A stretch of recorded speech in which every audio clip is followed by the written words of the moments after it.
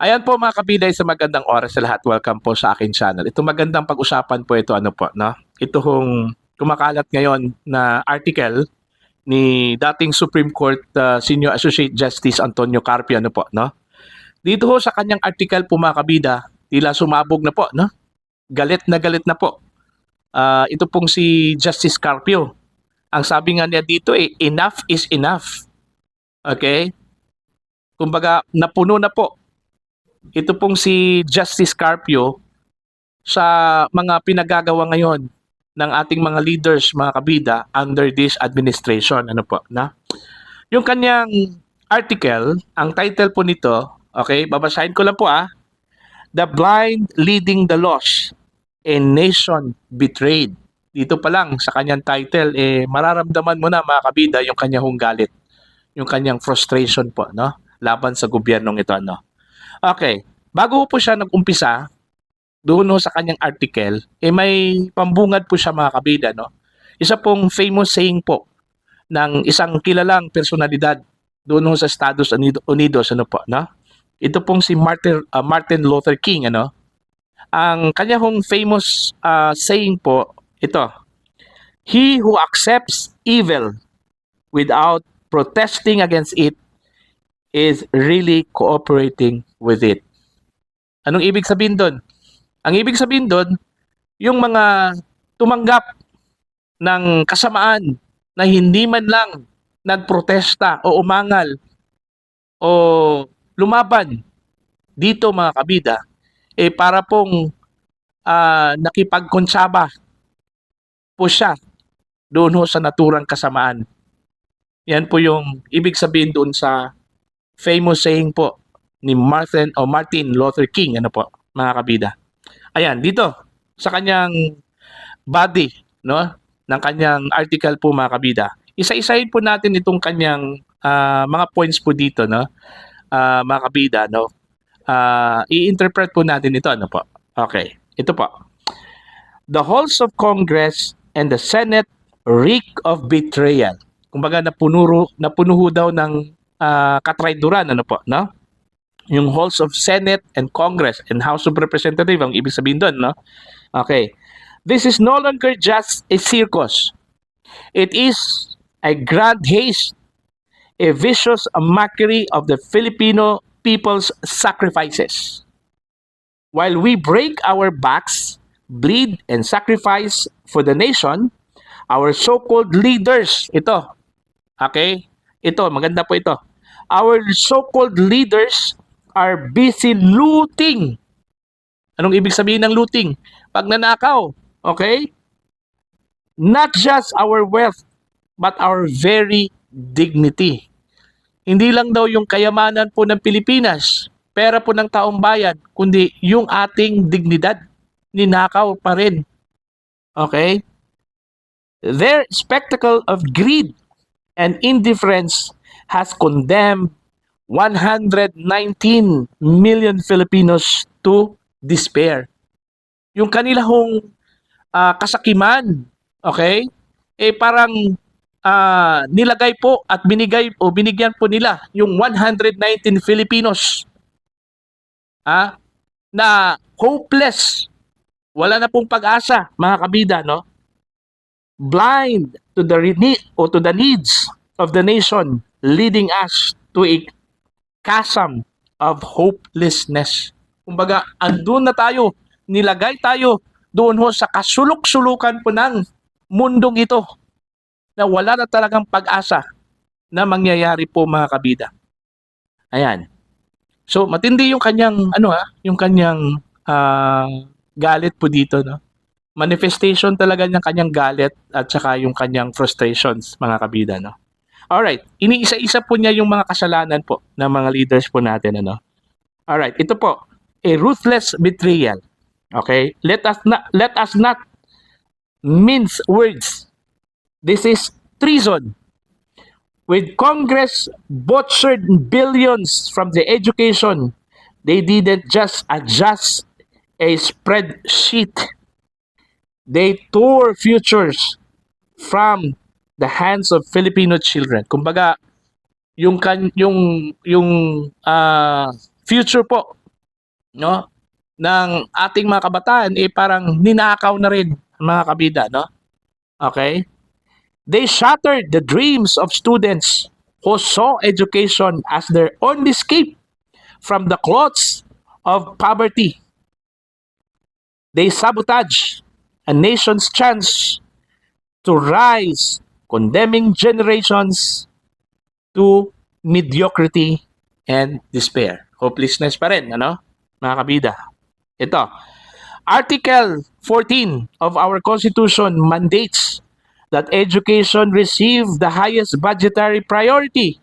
Yet these cowards violated the law with impunity.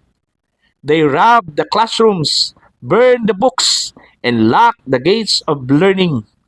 Our dismal global ranking in math, science, and reading is no accident. It is a crime. It is a murder. The murder of our children's potential. Ayan. Pinatay yung potential po ng ating mga kabataan na magiging leaders, magiging potential na mga businessmen, no? Kumbaga, sa madaling salita po mga kabida, yung dream po ng ating mga kabataan, pinatay na rin dahil dito ho sa pinagagawa po daw ng ating mga leaders, mga kabida. Ito, healthcare. Okay? The first casualty, binanggit niya itong ginawa po nila sa PhilHealth, mga kabida. No? Maliban doon ho sa kinuha yung reserve funds, hindi ho binigyan po ng budget. Zero budget po ang ginawa po ng ating mga mambabatas, mga kabida.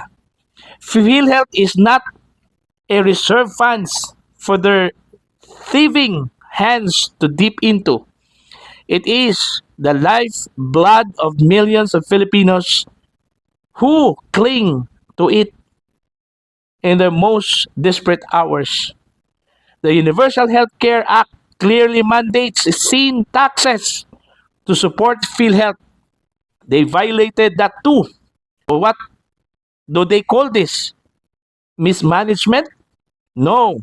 This is state-sanctioned cruelty. Grabe, matindi masyado, no? Yung kanya hong mga banat po dito, mga kabida, no po, no? Alright? Ito, the farce of AKAP. Para pong ginawang katatawanan po, yung AKAP po, no? Mga kabida, no? 26 billion pesos yung inapprove po ng Kongreso. Ang akala po natin, pagdating ho kay Presidente Marcos, basura sana ito, no? Pero wala. Buhay na buhay, no? Buhay na buhay po itong AKAP, mga kabida, no? Ayan, ito yung matindi, no? Mga kabida. Yung kanya hong banat, hindi lang po sa mga tao na walang iimik, no? Hindi kumilos, no? Pati na rin yung mga institusyon po, no? Lalong-lalo na po yung kanyang pinanggalingan na institusyon, ang Korte Suprema. Binanatan din ni Carpio po, mga kabida. Ito, maganda po yung kanyang salita po dito, mga kabida, no? Our silence makes us complicit. Okay? But perhaps the greatest betrayal is our own. Our silence feeds their ignorance. Why are we not in the streets? Kumbaga, bakit hindi ho tayo pumunta sa kalsada para magprotesta, no? Why do we allow these thieves to gut our nation while we watch from the sidelines? Kumbaga, andyan lang po tayo sa tabi-tabi. Kahit na po, ito na po nangyayari po sa ating bansa, mga kabida. Talamak yung nakawan, talamak yung pagbalahura po ng ating mga batas, ano po, no?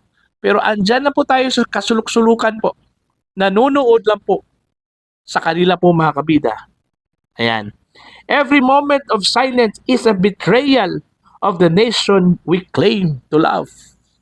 Ayun. Kumbaga, ang tenor po niya dito, mga kabida, is we have to fight. Kailangan ho tayong magsalita.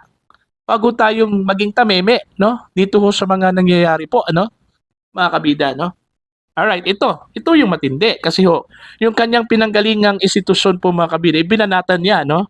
Ito, even our Supreme Court, the supposed guardian of justice, stands paralyzed Kumbaga, walang nagawa.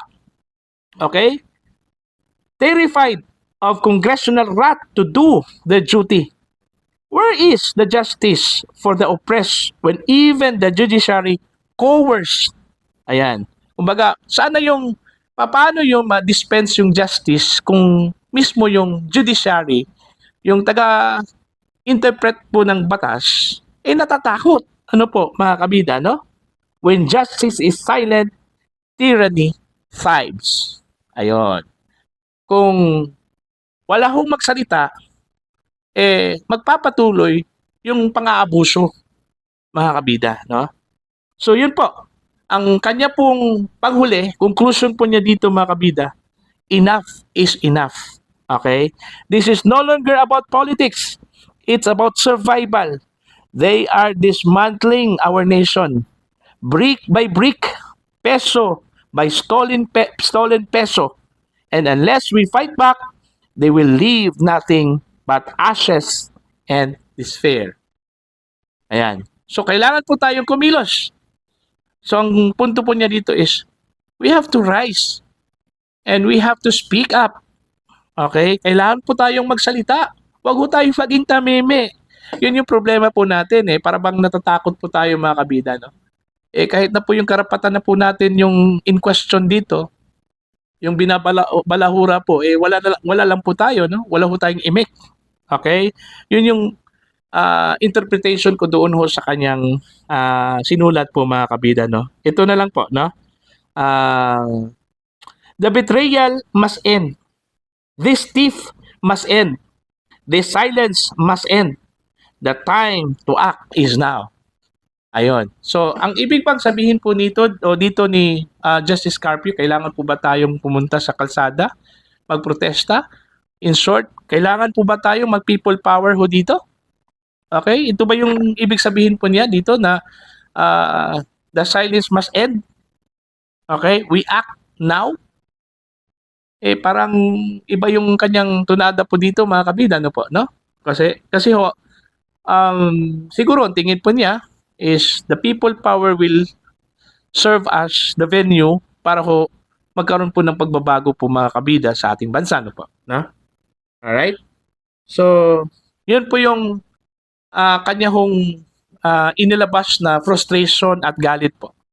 Yung pananahimik daw ng mga institusyon kung saan po ay sila sana yung kumbaga tagapagligtas, guardians of justice, no? Hindi ho o wala ho tayong narinig na boses mula sa kanila, no? Kasi ho takot daw sila. Takot ho sila nagampanan yung kanilang trabaho, mga kabida. Ayan. So, para ho sa inyo, anong sa tingin po ninyo dito ho sa mga pananalita po ni Justice Carpio, mga kabida? Isa ba itong pag-udyok sa sambayanan na kumilos na tayo, mag-people power ho tayo, no? Just comment down, at sa mga hindi pa po subscriber sa aking channel, just subscribe. Just click the subscribe button, click the notification bell, click all para updated po kayo, mga kabida, sa aking mga uploads. Maraming salamat po sa inyong lahat at God bless po, mga kabida.